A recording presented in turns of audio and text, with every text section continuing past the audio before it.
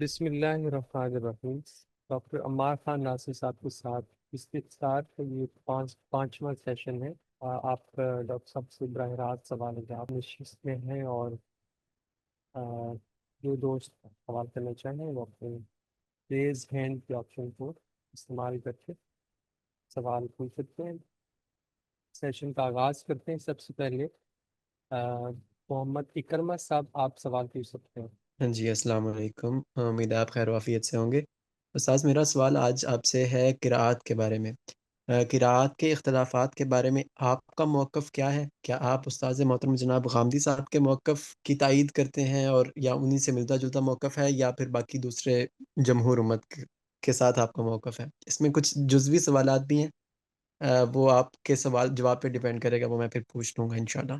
جی، میں نے پچھلی جو تازہ شمارہ اشراق ہے اس میں تفصیل سے اس پر توضیحی مطالعہ کے ضمن میں پورا آرٹیکل لکھ دیا ہے، اور اس میں بتایا ہے کہ سلف میں جو اہل علم ہیں وہ کیسے اس کو دیکھ رہے ہیں، اور حامدی صاحب کا جو نقطہ نظر ہے وہ اگر سلف میں جو اتنے بھی مختلف زاویے ہیں ان کے ساتھ آپ موازنہ کریں تو وہ امام طحاوی اور امام شافعی کے نقطہ نظر کے یعنی کافی قریب ہے۔ امام طحاوی بھی یہی کہتے ہیں، امام شافعی بھی یہی کہتے ہیں کہ جن کو آپ کہتے ہیں مختلف طریقے پڑھنے کے، یہ اللہ تعالیٰ نے ایک ہی طریقے پہ نازل کیا تھا، اور وہی آپ لوگوں کو پڑھ کے سناتے تھے۔ اور یہ بات اس لیے درست معلوم ہوتی ہے کہ آپ جتنے بھی قرات کے اختلاف سے متعلق احادیث کو دیکھیں تو آپ کو لگتا ہے کہ جس کے سامنے بھی یہ بات آئی، حضرت عمر کے سامنے آئی، حضرت ابی بن کعب کے سامنے آئی، حضرت عبداللہ بن مسعود کے سامنے یہ بات آئی کہ یہ کچھ لوگ مختلف طرح سے پڑھ رہے ہیں، ان کے لیے یہ حیرت کی بات تھی۔ وہ پھر اس کی تحقیق کے لیے حضور کے پاس تشریف لے گئے کہ یا رسول اللہ یہ تو کچھ اور طریقے سے پڑھ رہے ہیں۔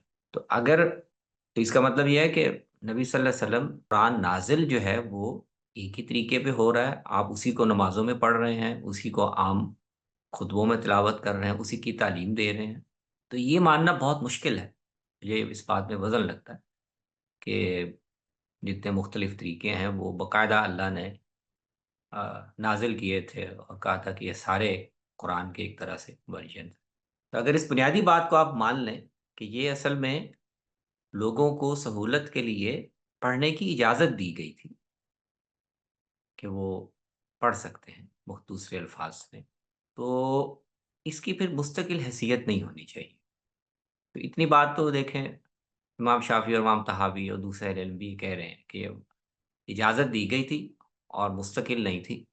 اب ان کے سامنے مسئلہ یہ ہے کہ لوگ جو ہیں وہ ظاہر ہے حضرت عثمان کے مصحف مرتب کروانے کے بعد بھی وہ اختلافات جو مصحف کے متن سے مختلف تھے، اس میں کمی بیشی تھی الفاظ کی، وہ تو محدود ہو گئے، اس کو تو صحابہ کا اتفاق حاصل نہیں رہا۔ لیکن موجودہ اب جو اختلافات ہیں یہ تو اصل میں مصحف کے متن کو ہی اگر آپ نقطوں وغیرہ سے خالی کر دیں تو اس میں ایک گنجائش پیدا ہو جاتی ہے بعض جگہوں پر کہ آپ اس کو ایک لفظ کو دوسرے لفظ سے بدل لیں، پڑھ لیں۔ تو اس کے بارے میں امام طحاوی کا کہنا یہ ہے کہ اصل میں یہ وہ طریقے ہیں پڑھنے کے جو پہلے دور کی رخصت سے لوگوں میں عام ہوئے تھے، اور پھر صحابہ نے بھی ان کو سہولت دیتے ہوئے اور ایک طرح سے توسع سے کام لیتے ہوئے ان کو اس سے منع نہیں کیا۔ اس طرح ان کا بھی ایک جواز پیدا ہو جاتا۔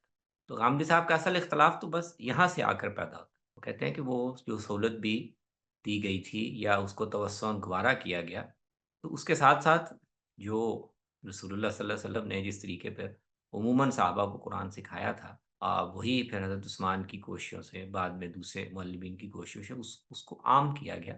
تو ان سارے طریقوں میں سے ہم تک جو تواتر سے، قولی تواتر سے پہنچا ہے وہ یہ ہے جس کو ہم اس وقت عالم اسلام میں اکثر جگہوں پہ پڑھتے ہیں، اور علماء قرات اس کو حفظ کی روایت سے تعبیر کرتے ہیں۔ تو اس میں مجھے اس حد تک میرے خیال میں آ، آپ کہہ سکتے ہیں کہ غامدی صاحب اگر یہ کہتے ہیں کہ باقی جو طریقے ہیں جو توسعاً صحابہ نے یا اہل علم نے ان کو گوارا کیا، اب ان کو ہمیں بالکل کوئی حیثیت یا اہمیت نہیں دینی چاہیے۔ اس میں آپ تھوڑا سا اختلاف کر سکتے ہیں کہ توسع نہیں صحیح، گنجائش کے طور پر ہی صحیح، اگر امت پر ان کو لیتی چلی آ رہی ہے تو ٹھیک ہے، علمی قراءت کے حلقوں میں یا علماء کے ہاں وہ ان کو آپ دیکھ لیں، لیکن عام مسلمان کے لیے جو معروف قراءت ہے اور اسی لیے امت میں اس کا اہتمام بھی رہا ہے، وہ ان کو اسی حیثیت سے پیش کرنا چاہیے۔ اختلاف قراءت میں الجھانا اور دوسرے مختلف یہ جو ہمارے جدید دور میں آ کے نا علماء قراءت نے آ، ایک طریقہ شروع کیا ہے کہ عام لوگوں کے سامنے بھی مختلف قراءتیں پڑھیں، اور یہ ٹھیک نہیں ہے۔ اس سے عام آدمی کے ذہن میں بھی تشویش پیدا ہوتی ہے، سوالات پیدا ہوتے ہیں، اور جو جدید پڑھا لکھا ذہن ہے اس کو آپ تو قراءت کے اختلاف جیسے علماء بیان کرتے ہیں وہ آپ سمجھانا چاہیں تو آپ خود ہی الجھ کے بیٹھ جاتے ہیں، ہم سمجھایا ہی نہیں جا سکتا کہ کیا معاملہ ہے اور کیا نہیں۔ جی بہت شکریہ۔ اس میں اب سوال یہ پیدا ہوتا ہے کہ جس طرح ہم دعویٰ کرتے ہیں کہ اسی قرات کو تواتر حاصل ہے، بعض اہل علم حضرات یہ کہتے ہیں کہ یہ عثمانیوں کے دور میں حفص عن عاصم کی قرات کو رائج کیا گیا تھا، اور اس کے وہ کافی دلائل بھی دیتے ہیں۔ مثال کے طور پہ وہ کہتے ہیں کہ ہماری جتنی بھی پرانی تفسیریں ہیں وہ کوئی بھی ان کے اندر سے قرات حفص کے اوپر نہیں لکھی گئی۔ مثال کے طور پہ وہ تبری کی مثال دیتے ہیں، تبری میں تو مالک یوم الدین کو اس نے پڑھنا ہی ناجائز لکھا ہوا ہے انہوں نے۔ اس کے بعد وہ کہتے ہیں ابن کثیر کی جو تفسیر ہے وہ بھی کہتے ہیں کہ دوری کی قرات کے اوپر کہتے ہیں کہ اس کے اوپر انہوں نے لکھی ہے۔ اور قدیم ہمارے زیادہ تر، بلکہ بعض جگہ تو ایسے جس طرح لاسٹ ٹائم میں نے مثال دی تھی نزاعتن کی، اس کے اندر جو اخفش وغیرہ ہیں، بلکہ نہیں جو فرا وغیرہ ہیں وہ تو یہ لکھتے ہیں، وہ تو نزاعتن کو ذکر بھی نہیں کرتے جو ہماری قرات عامہ ہے۔ تو وہ کہتے ہیں کہ یہ قرات عامہ، اس کو کہنا درست معلوم نہیں ہوتا کیونکہ پرانی تفسیروں میں اس کا وجود اس طرح نہیں ہے۔ جی، اس کی تو میں نے وضاحت کی تھی نا کہ ہم صاحب قرات عامہ کس مفہوم میں کہتے ہیں۔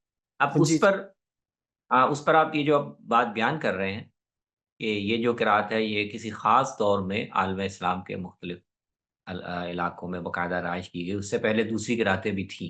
وہ اگر تاریخی طور پر اس پر کوئی چیزیں اسٹیبلش ہو کے سامنے آ جائیں تو اس کی روشنی میں دوبارہ دیکھا جا سکتا، غور کیا جا سکتا۔ عاملی صاحب کو اس وقت نقطہ نظر یہی ہے کہ یہ پہلے دور سے ہی اسی کی ترویج ہوئی، اسی کی تعلیم ہوئی، اور اسی کی وجہ سے اب یہ عالم اسلام کے اکثر حصوں میں رائج ہے۔ تو وہ مغرب کے بعد علاقوں میں جو دوسری قرات نافع کی یا برش وغیرہ کی رائج، وہ اس کے کچھ حوالے دیتے ہیں کہ وہ وہاں پر وہ کیوں رائج ہوئی، اس کے ہمیں تاریخی شواہد مل جاتے ہیں کہ ایک خاص زور میں وہاں پر اس قرات کو رائج کیا گیا، اور اگر وہ کوشش نہ ہوتی تو وہاں پر بھی اسی روایت حفظ کا ہی رواج ہوتا۔ تو یہ ایک تاریخی تحقیق کا مسئلہ، اس پر کوئی اچھا مواد سامنے آئے اور تاریخی صورتحال پتہ ہو تو دوبارہ اس پر غور کیا جا سکتا۔ ٹھیک ہے، تھینک یو سو مچ سر۔ بس آخری بات اس میں یہ پوچھنی تھی کہ اس تواتر کو مثال کے طور پہ آج جو زیادہ تر امت قرات حفظ کو تلاوت کر رہی ہے، اس کو پیچھے ٹریس بیک کرنے کا کیا ذریعہ ہوگا؟ مطلب ہم یہ کیسے ثابت کر سکتے ہیں کہ اللہ کے رسول صلی اللہ علیہ وسلم سے یہی قرات جو تھی وہ وہاں سے صادر ہوئی ہے؟ ہاں، اس پہ بھی طحاوی نے کلام کیا ہے، اور وہ بتاتے ہیں کہ اصل میں سند کے لحاظ سے بھی اگر کسی قرات کو ہم کہہ سکتے ہیں کہ وہ کسی قاری کا اپنا انتخاب نہیں ہے کہ اس نے مختلف اساتذہ سے سنی اور اس میں سے اپنا جو اس کے اچھا لگا اس نے ایک قرات تیار کر لی، تو باقی جو قراتیں ہیں وہ اسی نوعیت کی ہیں۔ حفص کی قرات عاصم کی جو بیسیکلی اس کی سند اتنی واضح ہے کہ آ، وہ ساری کی ساری ہم اس کو یہ کہیں کہ وہ ڈائریکٹ رسول اللہ صلی اللہ علیہ وسلم سے نقل ہوئی ہے، تو یہ کہنا علمی طور پر درست ہے، کیونکہ عاصم نے ابو عبد الرحمن سلمی سے سیکھی، انہوں نے حضرت علی اور حضرت زید سے سیکھی، اور باقاعدہ ان کو ابو عبد الرحمن سلمی کو اس لیے کوفہ بھیجا گیا کہ وہ جس مصحف پر جس قرات پر حضرت عثمان نے جمع کیا ہے زید بن ثابت کی، وہ وہاں پر لوگوں کو سکھائیں اور اس کو عام کریں۔ تو سند کے پہلو سے بھی اوپر پہلے دور میں آپ ایسے دیکھ سکتے ہیں، اور بعد کے اعتبار میں اگر عالم اسلام کے اکثر حصوں میں یہی رائج ہے تو اس کی بظاہر قرین قیاس تو جی یہ بنتی ہے کہ چونکہ اسی کے عام لوگوں کو اسی کے سکھانے کا اہتمام کیا گیا، اس لیے ان میں یہی رائج ہوئی۔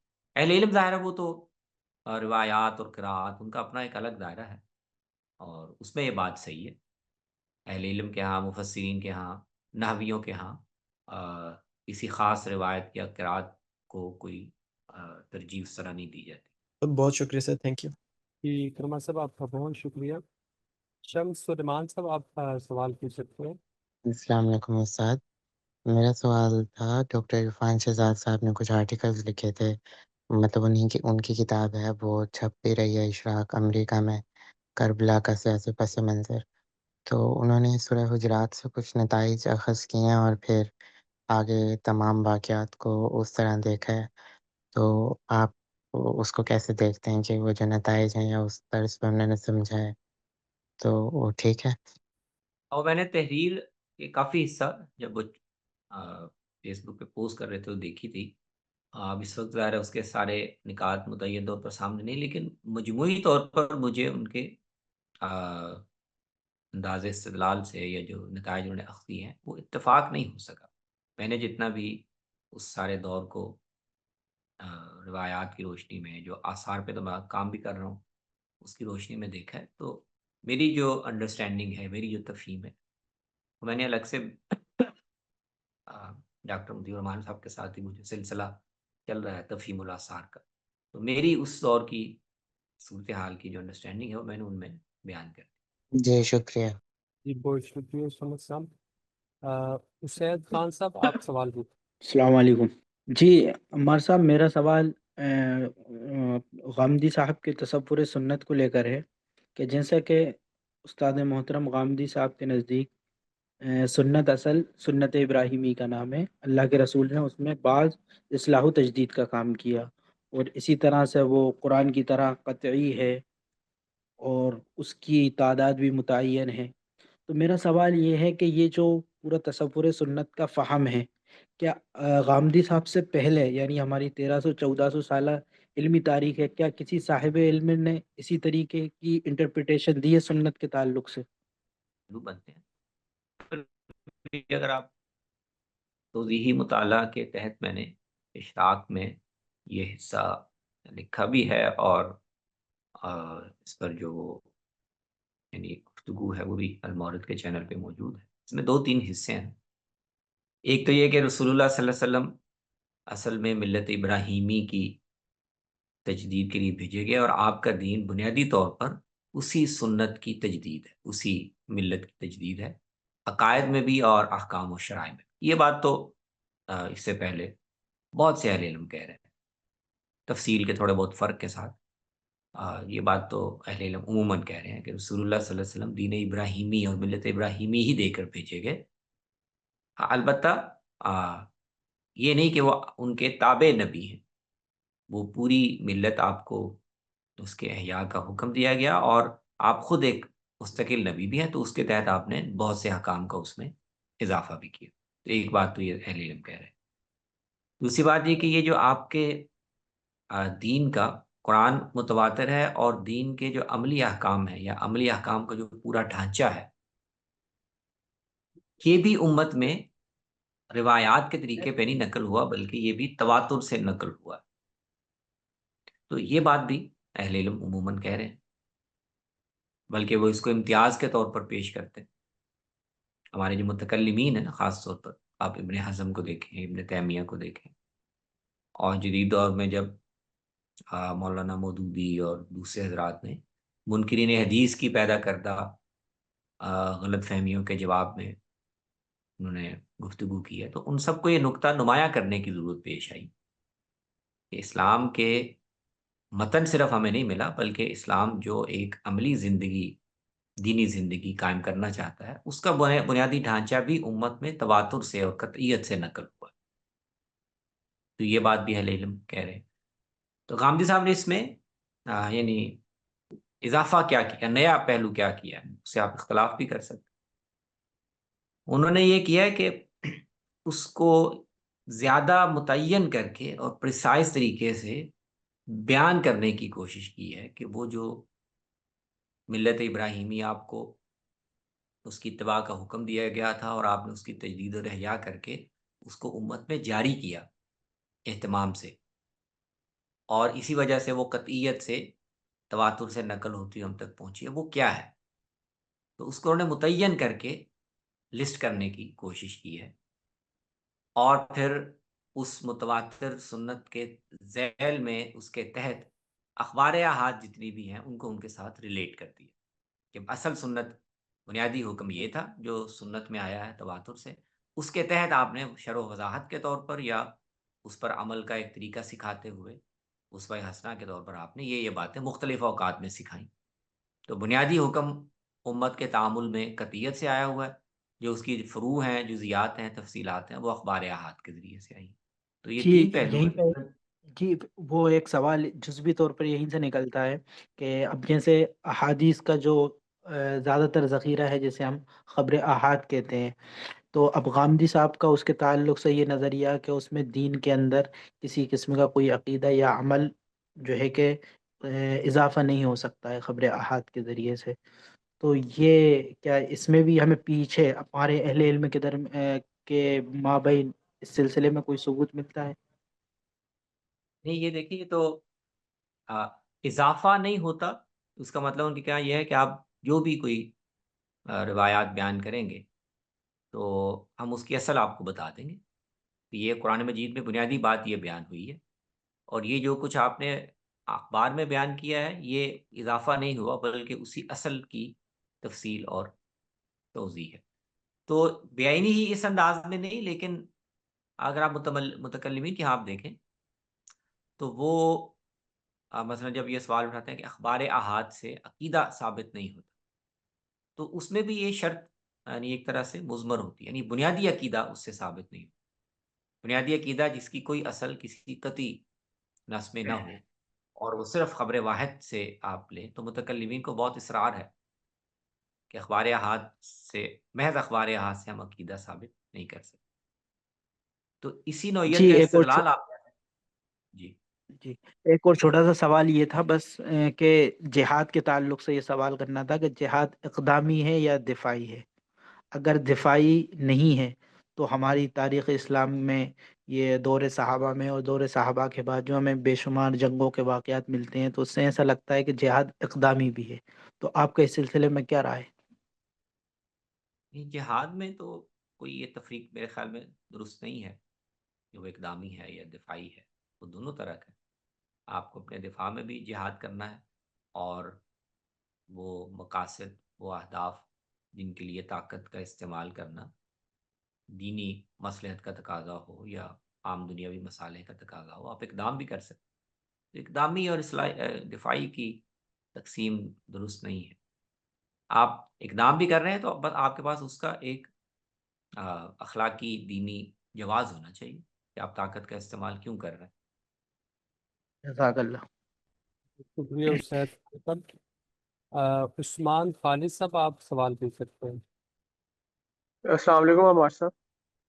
وعلیکم السلام ورحمۃ اللہ.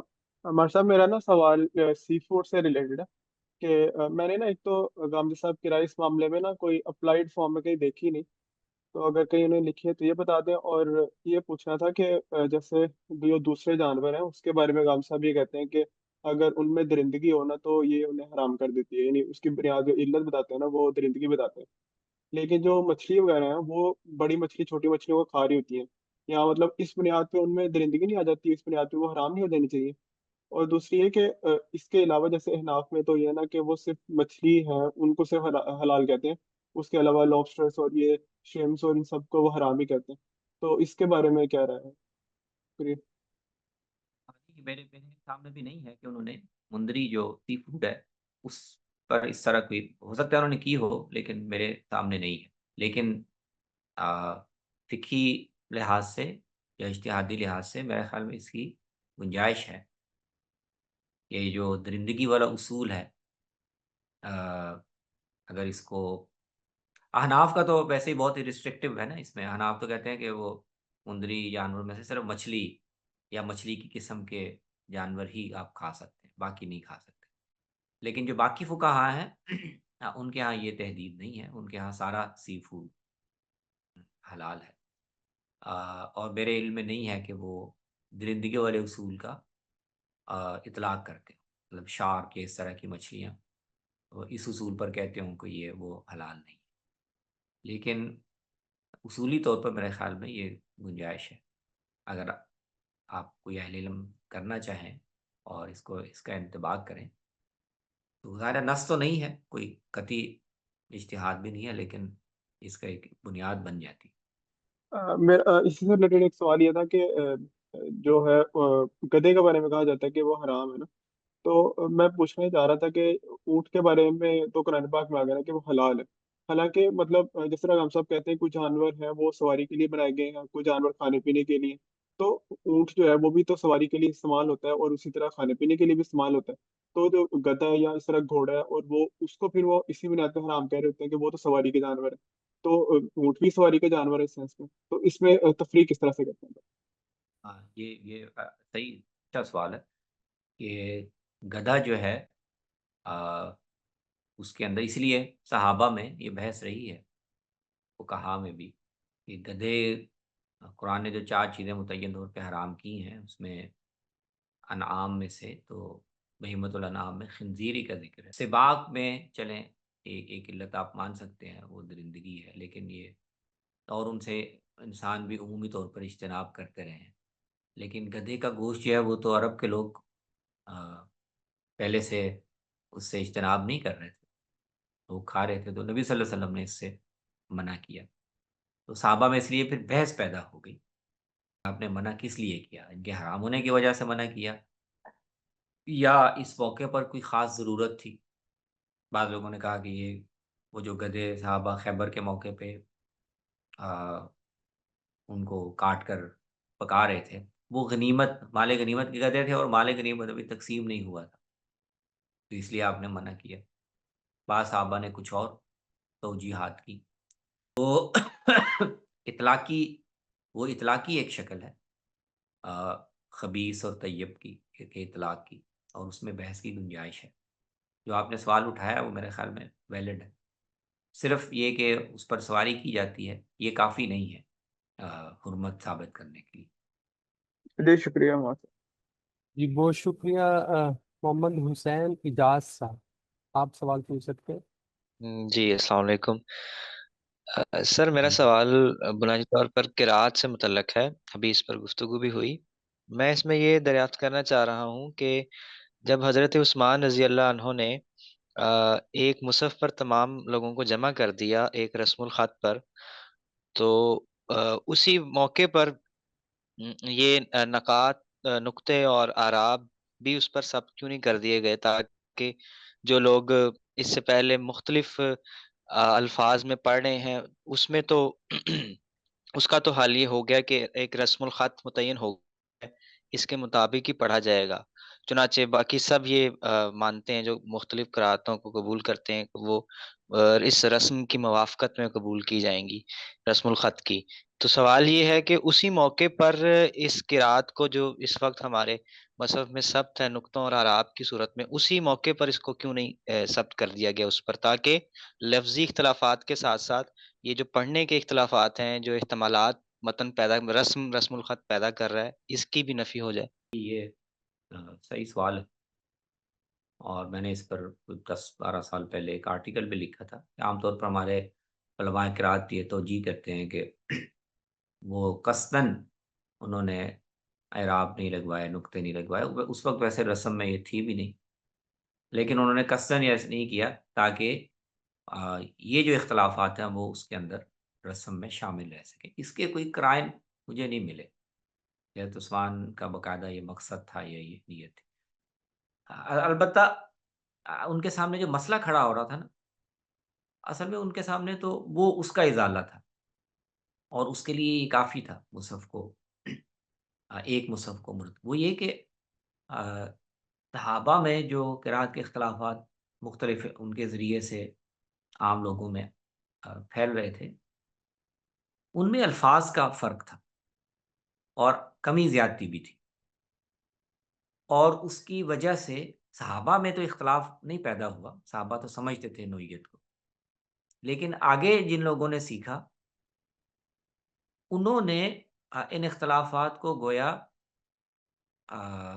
शक्ल ऐसी देना शुरू कर दी कि बहुत साफ नज़र आ रहा था कि और कुछ अरसा गुज़रेगा तो मुसलमानों के मुख्तलिफ इलाकों में लोग अलग-अलग कुरान लेके एक दूसरे से झगड़ रहे होंगे।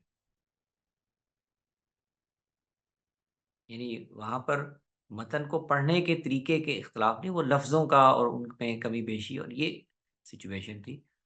اور ان سے لوگ لے کے لوگوں نے باقاعدہ مصحف بھی بنانا لکھنا شروع کر دیا، اور یہ کہا جانے لگا کہ یہ مصحف ابو الدرداء کا ہے، یہ ابن مسعود کا مصحف ہے، یہ فلاں ابی ابن کعب کا مصحف ہے۔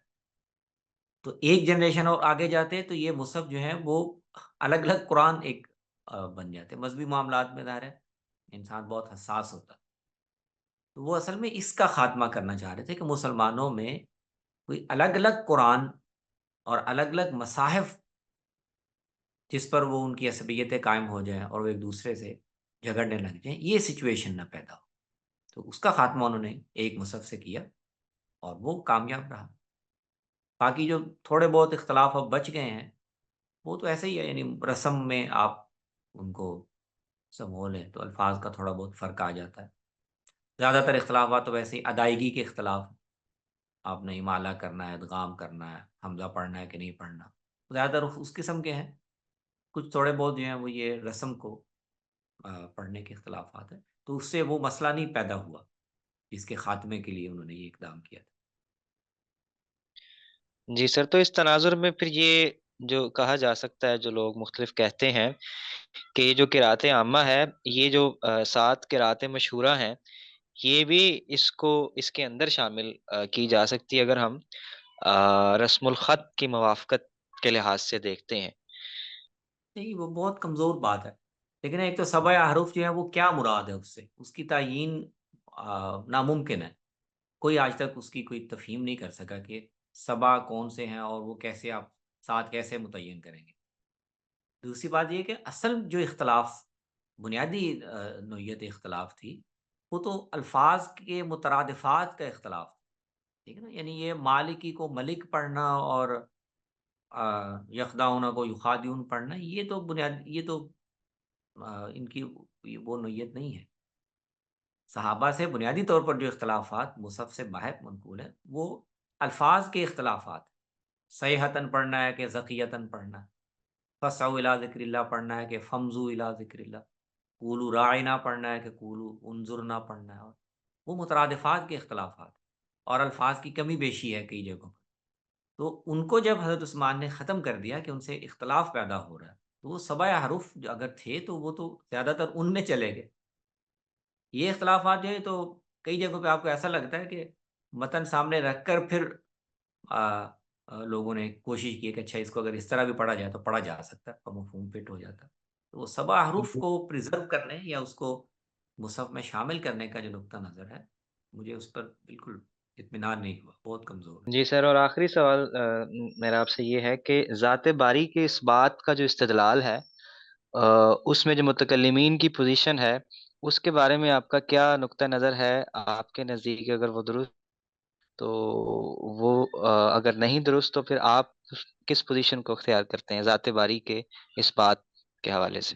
متکلمین میں بھی کوئی ایک نقطہ نظر تو نہیں ہے نا، مختلف، اب وہ اصل میں کائنات سے استدلال کرتے ہیں، اور لیکن اور اس کے استدلال کے طریقے مختلف ہیں، 3-4 قسم کے طریقے ہیں جن سے وہ، اور وہ سارے ہی کسی نہ کسی پہلو سے مدد دیتے ہیں۔ کوئی ایک طریقہ آپ کہیں کہ وہ بالکل ہی فیصلہ کن ہو جاتا ہے، یا اس پر کوئی سوال نہیں پیدا ہوتا، یا اس میں کوئی خلا نہیں رہ جاتا، تو مشکل ہے کہنا، لیکن وہ سارے وہی طریقے ہیں جو استعمال کر رہے ہیں جدید دور میں بھی، انہی کی یعنی شکلوں کو تھوڑا بہتر کر کے، ریفائن کر کے۔ بنیادی تو یہی نا کہ خدا تو ہم نہیں دیکھ رہے، لیکن یہ کائنات جو ہے یہ اپنے حالت کے لحاظ سے، اپنے اوصاف کے لحاظ سے، اس سے ہم استدلال کر رہے ہیں کہ یہ کسی مؤثر کا اثر ہے۔ بنیادی بات تو یہ ہے۔ اب اس کو آپ نے منطق میں کیسے ایک سلوجزم کیسے بنانا ہے، منطقی زبان میں اس کو کس اینگل سے آپ پیش کریں تو مخاطب کے لیے زیادہ مؤثر ہوگا، وہ اس کے طریقے مختلف ہیں، وہ سارے بھی آپ استعمال کر سکتے ہیں، بعض مخاطبین کے لیے ایک، بعض کے لیے دوسرا۔ بعض دفعہ یہ ہوتا ہے کہ بحث کے لیے ایک طریقہ زیادہ کارآمد ہوتا ہے، جو لوگ منکر ہیں تو ان کو آپ نے جواب دینا ہے تو اس کے لیے ایک طریقہ کارآمد ہو سکتا ہے، عام دعوت کے لیے ایک دوسرا طریقہ کارآمد ہو سکتا ہے۔ تو اس میں کسی ایک پر، اس میں امام راضی نے بڑا اچھا لکھا ہے وہاں کے جو کلام کا یا استدلال کا بنیادی مقصد مخاطب کے سامنے جو علمی یا ذہنی رکاوٹیں ہیں ان کو ختم کرنا ہوتا ہے۔ تو اس کا آپ کا پاس جو استدلال ہے یا طریقے استدلال ہے وہ اصل مطلوب نہیں ہوتا، تو کسی ایک خاص پر اصرار بھی نہیں کرنا چاہیے، سارے بیان کرتے رہیں، موقع کے لحاظ سے، آڈینس کے لحاظ سے کسی ایک کو ترجیح دے لیں، تو میرا تو رجحان یہ ہے۔ جی بہت شکریہ سر۔ جی بہت شکریہ۔ حسن صاحب کے سوال سے ریلیٹڈ ایک چیٹ میں کوشچن ہے، میں چاہتا ہوں کہ وہ بھی اسی کے ساتھ ڈسکس ہو جائے۔ رشید صاحب پوچھ رہے ہیں کہ کیا حضرت ابو بکر نے جو مصحف بنوایا تھا اس میں بھی یہ الفاظ کے خلاف باقی رکھا گیا تھا، یا پھر صحابہ کو اس وقت یہ صاحب آزادی تھی؟ آپ کی آواز تھوڑی سی مدھم مجھے آ رہی ہے، مجھے سمجھ نہیں آیا سوال۔ اب ٹھیک ہے؟ اب ٹھیک ہے؟ ہاں آپ ٹھیک، جی اب ٹھیک۔ جی جی، میں نے کہا کہ جو ابھی حسن صاحب سوال پوچھ رہے تھے قرات کے حوالے سے، تو چیٹ کے اندر رشید صاحب کا ایک سوال اسی سے جڑتا ہوا ہے، میں چاہ رہا ہوں کہ وہ بھی ساتھ ہی ڈسکس ہو جائے۔ جی جی وہ پوچھ رہے کہ جی جی کیا حضرت ابو بکر نے جو مصحف بنوایا تھا اس میں بھی یہ الفاظ کا اختلاف باقی رکھا گیا تھا، یا پھر صحابہ کو اس وقت یہ آزادی تھی کہ وہ اس مصحف سے الگ کوئی الفاظ ہوں تو وہ بھی اس میں پڑھ سکتے ہیں؟ جی، اب یہ ایک اہم سوال ہے، اور یہ میں نے بھی اپنے اس آرٹیکل میں اٹھایا ہوا ہے، جو تحقیقات اسلامی میں شائع ہوا تھا۔ اس کے بارے میں نا ہمیں کوئی معلومات ہے نہیں۔ یہ ملتا ہے کہ حضرت ابو بکر نے ایک مصحف مرتب کروایا تھا، اور لیکن وہ کروا کے انہوں نے اپنے پاس رکھ لیا تھا، اس کی کوئی اشاعت عام نہیں ہوئی، اس کی کوئی نقلیں تیار نہیں ہوئی، تو اس لیے وہ جو پس منظر روایت میں بیان ہوا وہ بھی یہی ہے کہ خدا نہ خواستہ کہ اس وقت تو حفاظ تھے، لوگوں کے پاس قرآن تھا، خدشہ نہیں تھا، لیکن امکانی خدشے کے تحت انہوں نے جمع کر لیا تھا کہ کل کو اگر حفاظ جس طرح شہید ہو رہے ہیں، خدا نہ خواستہ یہ مسئلہ نہ پیدا ہو جائے کہ قرآن کا متن ان کے ساتھ ہی چلا گیا، تو اس لیے پتہ نہیں اس میں اور حضرت عثمان کے مصحف میں بعض روایتوں میں ایسا لگتا ہے کہ حضرت عثمان نے نئے سرے سے متن جمع کروایا، بعض میں ایسا لگتا ہے کہ بلکہ یہ بیان ہوا ہے کہ انہوں نے وہی منگوایا کہ وہ لے آئیں اور اسی کی نقلیں تیار کروا کے انہوں نے آگے بھیج دی۔ تو اگر یہ دوسری روایتیں درست ہیں تو اس کا مطلب یہ ہے کہ وہ جو معروف قرات تھی اسی پر تھا، اور بعض صحابہ جو اس سے مختلف قراتیں کر رہے تھے وہ اس کا حصہ نہیں تھی۔ تو اب اس کے بارے میں چونکہ ہمارے پاس کوئی زیادہ تفصیلی مواد نہیں ہے، تاریخی معلومات نہیں ہے، تو ہم قیاسات ہی کر سکتے ہیں۔ جی بہت شکریہ۔ اسد رندانی صاحب آپ سوال پوچھ سکتے ہیں۔ السلام علیکم استاد گرامی۔ وعلیکم السلام جناب۔ میرے دو سوالات ہیں۔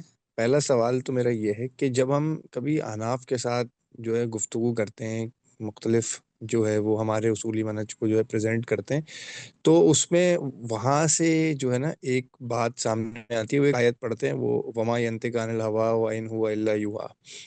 اب میں یہ بات سمجھنا چاہتا ہوں کہ اس آیت میں جس جگہ سے وہ استدلال کرتے ہیں یا اس آیت کا جو مفہوم وہ بیان کرتے ہیں، حالانکہ میرے جیسا ادنا درجے کا طالب علم بھی اس بات کو سمجھ سکتا ہے کہ اس آیت کے اندر جو ہوا کا جو مرجع ہے، یہ ضمیر جو استعمال ہو رہا ہے وہ قرآن مجید ہے، اور اس کو مختلف مقامات پہ بھی دیکھا جا سکتا ہے۔ مثال کے طور پہ انا انزلناہ فی لیلۃ القدر میں بھی جو ہوا کا مرجع ہے وہ قرآن مجید ہی ہے۔ تو اب ایک بڑی روایت ہے، اتنے سارے مطلب ایک عرصے دراز سے اس میں بڑے بڑے لوگ پیدا ہوئے ہیں، نابغہ روزگار شخصیات اس میں موجود ہیں، تو یہ مطلب تھوڑا سا مجھے کنفیوز کرتی ہے یہ بات اکثر اوقات کہ وہ کیوں نہیں سمجھ سکتے اس بات کو۔ ایک سوال تو میرا یہ ہے۔ دوسرا سوال میں دونوں ایک ساتھ پوچھ لیتا ہوں، پھر آپ دونوں کا جواب دے دیجیے گا۔ دوسرا سوال میرا یہ ہے کہ جب میں احناف کی رائے جو ہے مختلف فقہی مباحث کے اوپر دیکھتا ہوں، تو مجھے اکثر اوقات یہ خدشہ لاحق ہوتا ہے کہ مطلب مجھے محسوس ہوتا ہے اس کو دیکھتے ہوئے کہ وہ ایسی جگہوں سے بھی اکثر اوقات قرآن مجید کی انہوں نے استدلال کی ہے جہاں پہ وہ بات اتنی واضح نہیں ہے، یا اس طرح سے مطلب اگر میں پڑھتا ہوں تو مجھے تو وہ جگہ سے وہ چیز سمجھ نہیں آتی جس جگہ سے وہ استدلال کرتے ہیں۔ تو کیا آپ مجھے کوئی ایسی ایک آدھ دو کوئی کتابیں یا کوئی اس طرح کے کوئی مطلب ریفرنس اگر مجھے دے دیں کہ اس بات کو ذرا کھل کے ذرا صحیح طریقے سے ان ڈیٹیل میں اس کو اسٹڈی کر سکوں تاکہ میرے سمجھ میں آ سکے کہ یہ جو میں سوچ رہا ہوں کہ یہ بات اسی طرح سے ہے یا نہیں ہے. جزاک اللہ. جو آپ کا پہلا سوال ہے اس میں دیکھیں احناف کے ہاں بھی اور دوسرے اہل علم کے ہاں بھی آپ کو دونوں ہی باتیں مل جاتی، اور احناف کے یہاں اور بھی بعض آیتوں کے تحت ہے، وہ ایک ہی آیت سے بعض دفعہ ایک طرح کا استدلال، بعض دفعہ دوسری بحث میں دوسری طرح کا استدلال کر لیتے ہیں. تو اس آیت میں بھی ایسے ہی، یہ خدا حنفی فقہا بیان کرتے ہیں بعض مباحث میں کہ یہاں اس آیت میں سورہ نجم میں قرآن مجید کی وہ دین احکام جو آپ نے اس کے باہر بیان کی، یا تو وہی اپنے آپ کو وہی سے بتائے گئے، یا آپ نے اجتہاداً بھی کچھ چیزیں اگر استعمال کر کے وہ بتائی اور اللہ تعالیٰ نے ان کی تصویب کر دی، اس پر کوئی تصحیح نہیں کی، تو اس کو بھی ایک تصویب حاصل ہوگی. تو اس طرح وہ اس زاویے سے بعض جگہوں پر بعض مباحث میں اس یہ جو ضمانت ہے کہ پیغمبر اپنی طرف سے کوئی بات نہیں کہتا، وہ قرآن کے بارے میں بھی نہیں کہتا، اور اس کے علاوہ جو اس نے دین کی بات کہی ہے، اللہ کی نسبت سے لوگوں کو بات بتائی ہے، تو اس میں بھی اپنی طرف سے کوئی بات نہیں کہتا. تو مانن وہ بات ٹھیک ہے، مانن اس میں کوئی مسئلہ نہیں ہے. پیغمبر اللہ کی نسبت سے کوئی بات اپنی طرف سے نہیں کہے گا. ہاں متن میں براہ راست کون سی چیز زیر بحث ہے یہ ظاہر ہم بات کر سکتے. جو دوسرا آپ کا سوال ہے وہ بھی بالکل صحیح ہے، اور یہ سارے ہی اہل علم کرتے ہیں، یعنی قرآن مجید سے صرف جو اس کی عبارت النص ہے جو وہاں پر براہ راست بیان کرنا مقصود ہے، اس کے علاوہ اس کے اشارات سے، بعض دفعہ استنباطات سے، بعض دفعہ بہت ہی بعید قسم کے استنباطات سے بھی کر لیتے ہیں استشہاد. تو یہ بات اصول میں یعنی جیسے آپ نے سمجھی ہے یا آپ کو محسوس ہوئی ہے وہ تو ٹھیک ہے.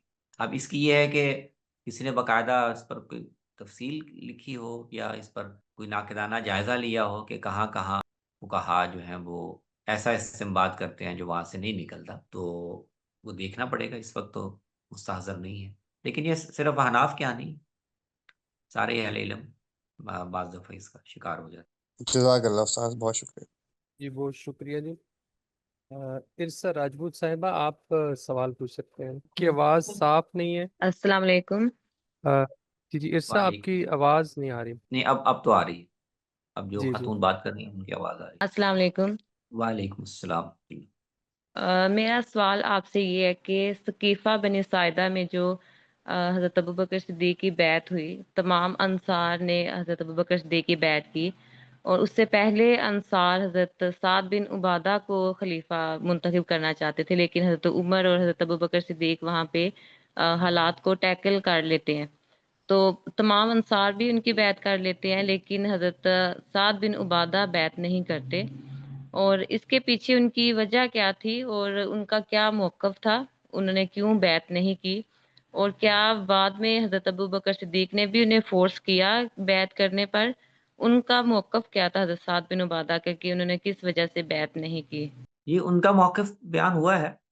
وہ جب یہ حضرات وہاں پہنچے حضرت ابوبکر اور عمر، تو انصار کے مابین آپس میں بھی ایک بحث ہو رہی تھی.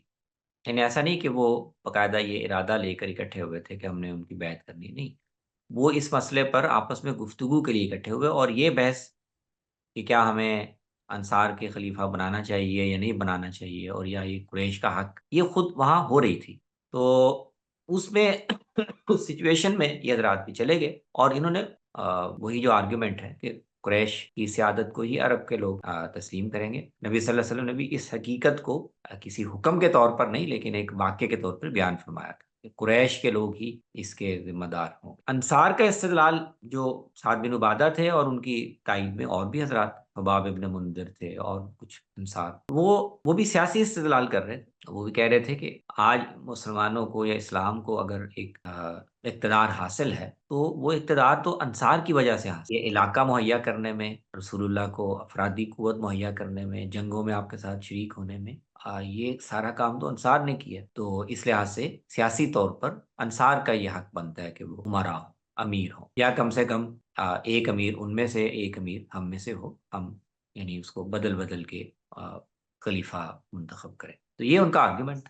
اور بعد میں انہوں نے باقی انصار قائل ہو گئے، حضرت سعد بن عبادہ قائل نہیں ہوئے. ایک آدھ اور صحابی کا بھی، انصاری صحابی کا ذکر ملتا ہے، لیکن نمایاں سعد بن عبادہ ہی تھے اور حضرت ابوبکر نے ان کو پھر فورس نہیں کیا، بلکہ وہ روایات میں بیان ہوا کہ انہوں نے پھر وہ ایک طرح سے الگ تھلگ ہو گئے معاملات سے، اور حضرت ابوبکر کی گویا ایک طرح کی اجازت سے وہ پھر شام چلے گئے، ان کا انتقال پھر شام میں ہوا۔ جی بہت شکریہ۔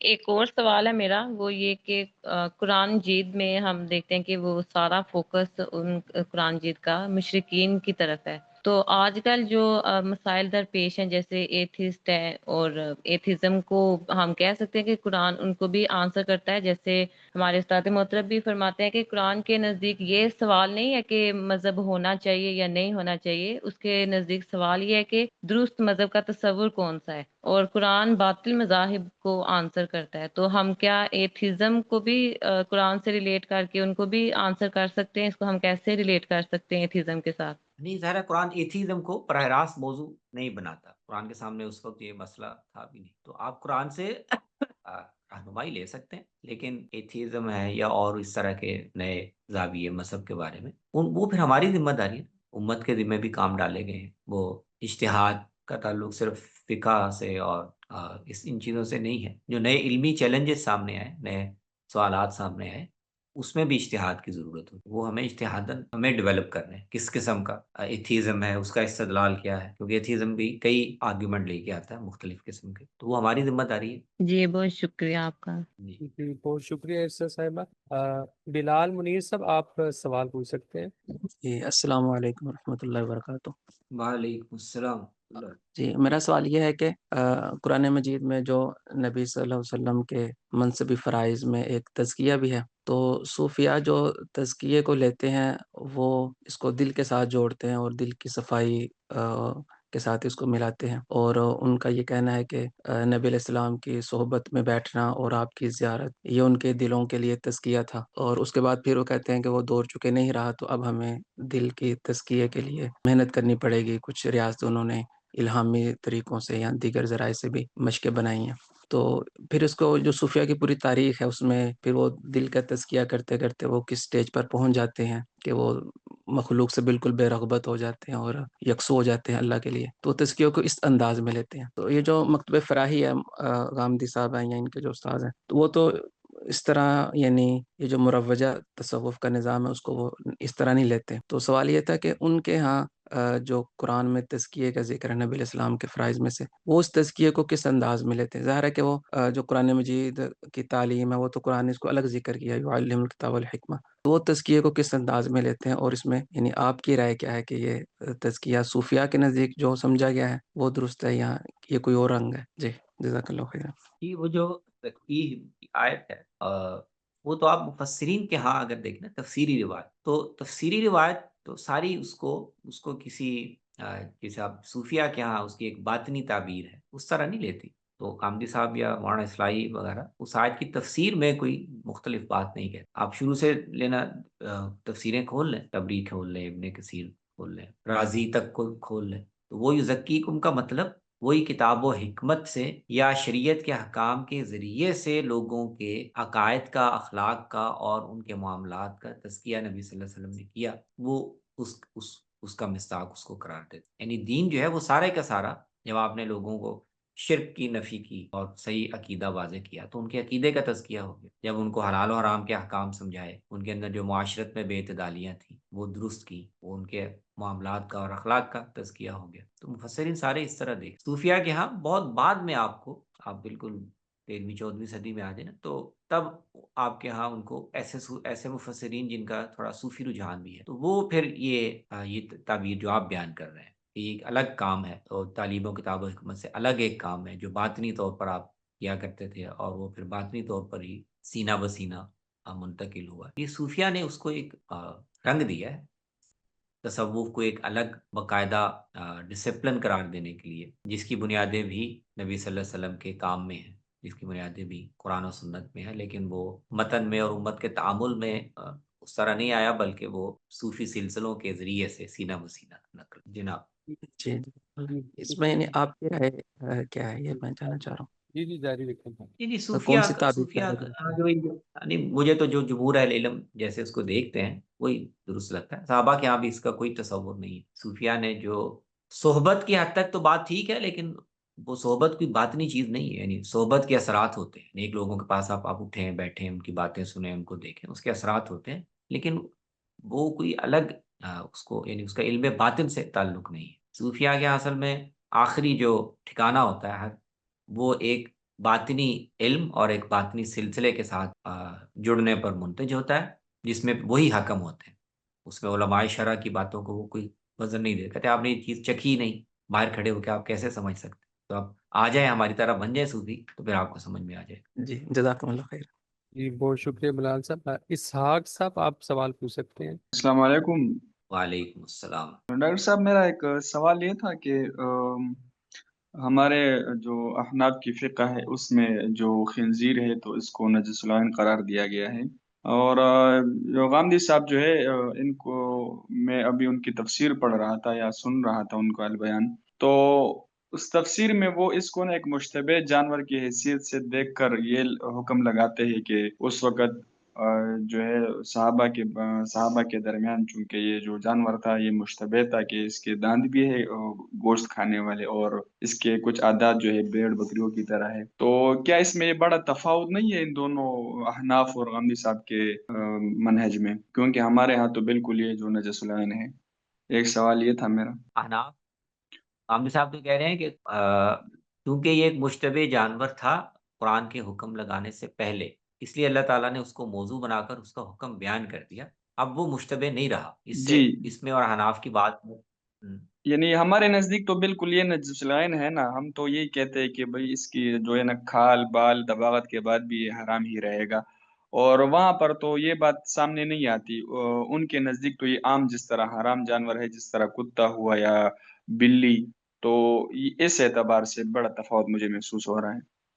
ٹھیک ہے، ہاں یہ لیکن اس کا وہ مشتبہ ہونے والے نقطے سے تعلق نہیں ہے، وہ الگ سوال ہے کہ خنزیر کو اللہ تعالیٰ نے حرام قرار دیا، تو اب نسن تو اللہ نے لحم الخنزیر کی بات، تو لیکن یہ بات بڑی اہم ہے کہ سارے جانوروں میں سے اللہ نے اسی کو خاص طور پر منتخب کیا ہے، تو اصل میں تو احتیاط ہے، لیکن فقہ میں وہ پھر احتیاط جو ہے وہ اس کو کسی حکم میں بیان کرنا پڑتا ہے کہ احتیاط خنزیر سے ہم بہت ہی زیادہ مجتنب رہیں، تو وہ پھر پھیل کر اس کے تمام اجزاء تک عام طور پہ چلی جاتی ہے، لیکن اس میں بھی اہل فقہ میں اختلاف ہے، بعض دوسرے اہل علم کے ہاں، حنفیوں کے ہاں مجھے ذہن میں نہیں، لیکن خنزیر کے بالوں یا اس کے جسم کے دوسرے اجزاء کو استعمال کرنے کے حوالے سے فقہا میں ہے سخت رویہ بھی ہے اور توسع کا رویہ بھی۔ ٹھیک، صحیح ہے، یعنی اس میں اختلاف ہے، مطلب یہ بات بالکل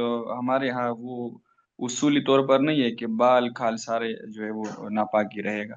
ٹھیک ہے جی، دوسرا میرا سوال یہ تھا یہ اجتہادی یعنی خنزیر کا گوشت وہ قطعی طور پر جی حرام ہے، منسوخ ہے، باقی اجزاء ان کی حرمت یہ اجتہادی ہے، بہت سے اہل علم کے ہاں وہ بھی اس کے تحت آتے ہیں، بعض اہل علم کے ہاں نہیں آتے۔ ٹھیک ہے جی، اور دوسرا سوال میرا یہ تھا حضرت کے وفاق المدارس کے جو تعلیمی نظام ہے نا، اس میں جو بنات کی ترتیب ہے اس میں اصول شاشی دوسرے سال میں پڑھائی جاتی ہے، جس میں جو مستورات ہوتی ہے نا، جو بچیاں ہوتی ہے اس کی عمر تقریباً 14-15 سال کی عمر ان کی ہوتی ہے، تو کیا اصول شاشی کے مباحث جو عام خاص مشترک مؤول مقید، کیا یہ اس سطح کے جو بچے ہیں ان کے ذہن کے مطابق یہ ابحاث ہے، یا بس ویسے ہم ایک جو ہے علم کے نام پہ یا نظام تعلیم کے نام پہ بس وہ کورس پڑھا رہے ہیں؟ اس طرح یہ لڑکوں کے بارے میں بھی میرا یہی سوال ہے۔ دیکھیے جو موجودہ نصاب ہے نا مدارس کا، اس کی تو آپ نے ایک کتاب کی بات اٹھائی ہے، اس کی کوئی سر پیر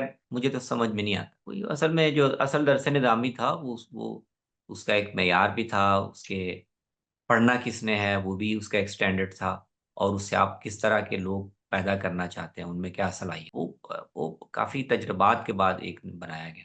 اب یہ جو ہمارا مدارس کا موجودہ نظام ہے، یہ تو نام وہ درس نظامی کا چلا آ رہا ہے، لیکن نہ اس کا ہدف وہ ہے، نہ اس کے کوئی واضح تعلیمی مقاصد ہیں، اور نصاب میں بس کچھ دنوں کے بعد کوئی نہ کوئی بے تکی سی کوئی تبدیلی کر دیتے ہیں، اس کا مجھے تو کوئی اب تو تبدیلیوں کے بعد وہ کوئی اس میں منطق، کوئی لاجک، کوئی ربط، کوئی ترتیب کچھ بھی نظر نہیں آتا، وہ بنات کا ہو جی یا جی جی، بنین کا ہو۔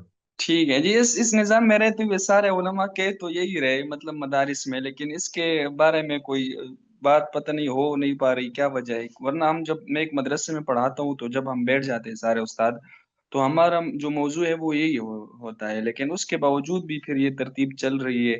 اور یہ چیز، اس کا کوئی حل ہے آپ کے ذہن میں؟ آخری سوال یہی تھا میرا کہ کوئی۔ نہیں، وہ جی میں نے تو اس پہلو پہ، اس کے مختلف پہلوؤں پہ تفصیل سے چیزیں مختلف لکھی ہوئی ہیں، چھپی بھی ہوئی ہیں۔ وہ ایک تو یہ ہے کہ نوعیت کیا ہے پیچیدگی کی، اس کو متعین کرنا اہم ہے، اور دوسری بات یہ کہ وہ سمجھ میں آ بھی جائے تو جو اتنا بڑا سسٹم ہے، نظام ایک بن گیا ہے، اور اس کے مقاصد صرف تعلیمی نہیں رہے، وہ ایک پورے طبقے کو یعنی سوشلی اور فائنینشلی سپورٹ کرنے کا بھی ایک سسٹم ہے، اس کے ساتھ سیاسی مقاصد بھی جڑ گئے ہیں، اس میں پھر تبدیلی بہت مشکل ہو جاتی۔ تو حل تو نظری طور پہ تو ہم بتا سکتے ہیں اور بتا بھی رہے ہیں لیکن عملاً اس پورے سسٹم کو آمادہ کرنا کہ وہ اپنے آپ کو اوور ہال کرے، ریویمپ کرے نئے سرے سے، بہت مشکل ہو جاتا ہے، خاص طور پہ جب یہ مختلف عوامل شامل ہو جائے نا۔ وہ صرف اب تعلیم کا نظام نہیں ہے، وہ سماج میں شناخت کا نظام بھی ہے، وہ ایک مالیات کا ایک سلسلہ اس کے ساتھ جڑا ہوا ہے، اس کے ساتھ پھر سیاسی مذہبی سیاست کے پہلو جڑ گئے ہیں، یہ بہت پیچیدہ ہو گیا، تو بہت وقت لگے گا اس کو۔ ٹھیک ہے جی، بہت شکریہ جی، بہت شکریہ۔ جی ساتھ بہت شکریہ۔ اکرام صاحبہ آپ سوال پوچھ سکتے ہیں۔ ہاں جی، اور یہ میرے خیال میں آخری ہوگا کیونکہ وقت ہمارا 10 بجے کا ہو جی گیا۔ جی السلام علیکم سر۔ وعلیکم السلام۔ سر میرا کچھ ڈفرینٹ سا کویشچن تھا سر۔ اب جیسے ہم نے یہاں پہ جو ایستھیٹک کے پروسیجرز ہیں جس میں ہم بوٹاکس اور فلرز، جس میں ہم دیکھتے ہیں کہ ایک نوز کی جو نیچرل شیپ ہوتی ہے وہ چینج کر دی جاتی ہے، یا جو لپس نیچرل اللہ تعالیٰ نے بنایا ہے، تو لیڈیز اب تو اس طرف بہت ہی زیادہ رجحان چلا گیا کہ وہ ان کی شیپ چینج کرواتی ہیں، اور بھی باڈی پارٹس ہیں جہاں پہ یہ فلرز وغیرہ جو ہیں وہ لگوائے جاتے ہیں، ٹھیک ہے، اس میں ڈفرینٹ پارٹس ہیں۔ تو اسی طرح سر آئی بروز ہیں، ان کو اوپر جو ہے وہ کر لیا جاتا ہے کہ ایک یوتھ لک آئے اس کے لیے۔ اسی طرح اور بھی تھریڈنگز ہوتی ہیں جو تھریڈز ڈال دیتے ہیں، اور رنکلس کا بھی ٹریٹمنٹ ہے۔ اچھا سر، میرا یہ کویشچن ہے کہ جس طرح اللہ تعالیٰ نے فرمایا کہ جو اس کی تخلیق ہے اس کو نہیں بدلنا، جس طرح سب کا ایک کنسیپٹ ہے کہ کوئی بھی جو یہ وگ وغیرہ وہ نہیں یوز کر سکتا، اسلام میں منع ہے، تو سر میرا کویشچن ہے کہ یہ سارے پروسیجرز جو چل رہے ہیں، ہاں سر میں اس کے لیے آپ سے پراپر ایک ٹائم بھی لینا چاہوں گی۔ اس میں ڈفرینٹ پروسیجرز ہیں، جیسے اس میں سر وائٹننگ پروسیجر بھی آ جاتا ہے جس میں ڈرپس وغیرہ لگتی ہیں، اور جو نیچرل کلر ہے وہ بالکل ایک پوری باڈی کا ہی چینج ہو جاتا ہے، اور یہ ڈفرینٹ چیزیں آ جاتی ہیں، ٹھیک ہے۔ ایک وائٹننگ پروسیجر ڈفرینٹ آ جاتا ہے، اس میں جو میں نے آپ کو بتایا لپس کا یا کسی اور پارٹ کو وہ چینج کر دیتے ہیں، بالکل ایک نیچرل لک ختم ہو جاتی ہے جو اللہ تعالیٰ نے بنائی تھی، اور ماڈلس کو دیکھ کے جیسے بھی ان کی کنسیپٹس ہیں جو انہیں اچھا لگتا ہے اس کو چینج کر دیتے ہیں۔ تو سر میں یہ پوچھنا چاہتی تھی کیا اسلام میں اس کی، مجھے سر اصل میں کوئی بندہ ایسا نہیں مل رہا تھا کہ جس سے میں یہ اتنی تفصیل سے پوچھ سکتی ہوں، جس کا اس بارے میں اچھا خاصا نالج ہوتا، کیونکہ سر رول لگا دینا بہت آسان ہے کہ یہ حرام ہے، نہیں ایسے نہیں ہونا چاہیے، اصول یہ ہے، ٹھیک ہے سر۔ مجھے اصل میں یہ چاہیے تھا سر کہ آج یہ اتنا عام ہو گیا، اتنا عام ہو گیا کہ اگر آپ اس ماحول میں رہتے ہیں نا تو آپ کو ایسا لگتا ہے ہاں اب تو یہ ضرورت بن چکی ہے۔ تو میرا یہ کویشچن ہے سر، اس میں اسلام، ہماری اسلامی شریعت کیا کہتی ہے ہمیں، یہ بتا دیجیے گا۔ دو تین باتیں اختصار سے میں عرض کر دیتا ہوں، ظاہر ہے سوالات تو اس میں۔ ایک تو یہ کہ یہ بات صحیح ہے کہ جسم میں ایسی تبدیلیاں کرنا جو تغییر خلق اللہ کے ضمن میں آتی ہیں، وہ تو نبی صلی اللہ علیہ وسلم نے بہت وضاحت سے اس سے منع کیا ہے۔ یعنی آپ کو آپ کے جسم کا چہرے کی کوئی شیپ یا کوئی ایسی چیز ہے جو نارمل ہے، عام انسانوں کی ہوتی ہے، لیکن آپ کو وہ شیپ پسند نہیں ہے اور آپ اس کو اپنی پسند کی ایک شیپ دینا چاہتے ہیں، یہ تو اصل میں اللہ تعالیٰ نے آپ کو جو شکل و صورت دی ہے اس پر ایک طرح سے اعتراض بن جاتا ہے۔ یہ تو اس کی تو اجازت نہیں ہے. البتہ فقہا یہ کہتے ہیں کہ ایسے آپ کے دانت ہیں، ناک ہے، آئی بروز ہیں یا کوئی چیز جو عام انسانوں کے ہوتے ہیں ان سے بہت ہی مختلف ہیں اور وہ بدنما لگ رہے ہیں، فٹ شیپ، جیسے مطلب ایکسٹریم شکل اس کی ہے کہ جیسے بچے کلیفٹ پیدا ہوتے ہیں ان کے، تو ان کو آپریشن سے ٹھیک کروانا، یا ناک کٹی ہوئی ہے، چپٹی ہے، یعنی غیر فطری شکل اس کی ہے، اس کو ٹھیک کروانا. تو علاج کی نوعیت کی جو چیزیں ان کو فقہا کہتے ہیں کہ ان کی اجازت ہے. تو دونوں میں فرق کرنا پڑے گا. اور بیچ میں ایک گرے ایریا لازماً پھر آ جاتا ہے. کون سی چیزوں کو آپ تغییر شمار کر رہے ہیں، کون سی چیزیں ہیں جن کو آپ امپروومنٹ، علاج کی نوعیت کی امپروومنٹ شمار کر رہے ہیں. تو بیچ میں گرے ایریاز بھی کافی آ جاتے ہیں. تو اصولی طور پر تو یہ حکم ہے. باقی یہ کہ جب ماحول میں ایک چیز بہت عام ہو جائے تو اس کا اپنا ایک دباؤ بن جاتا ہے، اور خواتین کے لیے، مردوں کے لیے بھی بعض دفعہ اس سے بچنا یا اس کو اوائڈ کرنا کافی مشکل ہو جاتا ہے. تو اس میں ہمیں توقع یہی کرنی چاہیے کہ اس طرح ماحول کے دباؤ میں اگر شریعت کے کچھ پابندیوں پر عمل مشکل ہو جائے اور لوگ اس دباؤ کی وجہ سے وہ کریں، تو اللہ تعالیٰ سے توقع ہے کہ وہ اس کا لحاظ کریں گے. نبی صلی اللہ علیہ وسلم نے بھی یہ فرمایا تھا کہ آہستہ آہستہ دین پر، اس کی پابندیوں پر عمل مشکل ہو جائے گا. تو ایک وقت وہ بھی آئے گا کہ لوگ اگر 10% دین پر بھی، یعنی ماحول چونکہ سپورٹیو نہیں ہوگا، ماحول سپورٹ نہیں کر رہا ہوگا، ماحول میں چیزیں بہت منفی عام ہو جائیں گی، تو 10% پر بھی اگر لوگ عمل کر لیں جو ان کی استطاعت میں ہے، تو اسی پر اللہ تعالیٰ کے ہاں نجات کا فیصلہ ہو جائے. جی یہ میں نے اختصار سے. سر اب جس کا ہم جس سوسائٹی میں رہتے ہیں، یا اگر ہم تھوڑا ماڈرن ایریاز میں چلے جائیں، یونیورسٹیز میں چلے جائیں یا ان جگہوں پہ، تو سر ایک سانولا رنگ جو ہے نا اب ایک ایپ سمجھا جاتا ہے، معیوب سمجھا جاتا ہے. اس کے لیے پہلے تو لوگ بڑی وائٹننگ کریمز یوز کرتے تھے، تو سر اب اس کی ڈرپس آ چکی ہیں، مطلب فیس کے بجائے آپ پورا ہی چینج ہو جاتا ہے. تو دوسرے سر میں یہ پوچھا رہی تھی، چلیں بوٹاکس فلرز تو ایک سائڈ پہ رکھ دیں، سر ایک یہ والا کویسچن مجھے بتا دیں کہ یہ جو وائٹننگ انجیکشنز ہیں، کیا عورت اپنے شوہر کے لیے کیا اپنا جو رنگ ہے وہ تبدیل کر سکتی ہے؟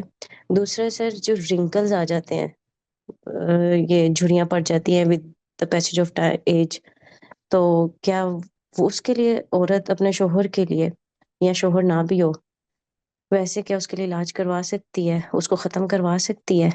جی یہ وہ دائرہ ہے کہ جس میں آپ جو شریعت کی پریفرنس ہے وہ بیان کر سکتے ہیں،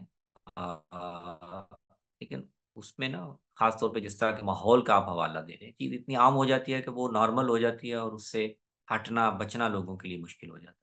تو میں حرام تو نہیں کہوں گا، حرام کا فتویٰ کافی سنگین ہو جاتا ہے، لیکن شریعت، اگر آپ کا ایمان مضبوط ہے اور آپ چاہتے ہیں کہ ایمان کے تقاضوں پہ عمل کریں، آپ کا وہ جذبہ مضبوط ہے، تو شریعت سے آپ پوچھیں گے تو وہ کہے گی کہ نہیں یہ کام نہ کریں. لیکن آپ کے عملی حالات کی اپنی مجبوریاں ہیں، اس کے تحت اگر آپ دباؤ کے تحت شوہر کے تقاضے پر کر لیں تو امید ہے کہ اللہ تعالیٰ کوئی ساتھ اگر استغفار بھی کرتے رہیں تو امید ہے کہ اللہ تعالیٰ درگزر فرمائیں گے. جی سر ٹائم جی ختم ہو ٹائم گیا اوور ہو گیا. جی نیکسٹ ٹائم آپ باقی تفصیلی سوال آپ نیکسٹ ٹائم کر سکتے ہیں انشاءاللہ. ہمارا ہر ماہ کے پہلے اور تیسرے بدھ کو یہ سیشن ہوتا ہے، آپ ضرور جوائن کیجیے گا. ٹائم ہمارا پہلے سے بھی اوور ہو چکا ہے. سر کامل سیشن کو آف کر لیے جائے. جی بہتر. جی بہت شکریہ جی بہت تمام شکریہ. شرکاء کا، تمام سوال کرنے والوں کا. سیشن کا اختتام کرتے ہیں. السلام علیکم.